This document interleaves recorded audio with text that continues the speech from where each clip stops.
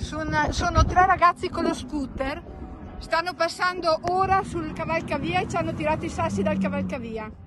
Prima il sasso lanciato, poi la fuga in motorino, testimoniata dal video di chi ha visto la morte arrivare vicinissima.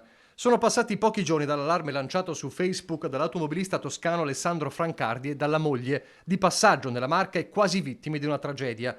E i responsabili hanno già un nome e un volto. Tre ragazzini italiani fra i 15 e i 16 anni, tutti residenti tra Montebelluna e Trevignano, la zona dove hanno trasformato una domenica come tante in una potenziale tragedia, lanciando il proiettile di pietra dal cavalcavia numero 67 lungo la Pedemontana e colpendo il parabrezza dell'auto di Francardi, vivo per miracolo assieme alla moglie e al figlio. Tre giovanissimi ora indagati dai carabinieri. I militari li hanno individuati grazie a una sapiente conoscenza del territorio e dei gruppetti di giovani gravitanti in città. Riscontri raccolti sul campo, incrociati con le testimonianze, fino ad arrivare ai responsabili. Nessun precedente per loro, chiamati adesso a spiegare l'assurdo gesto. Bravata per noia o gusto del pericolo.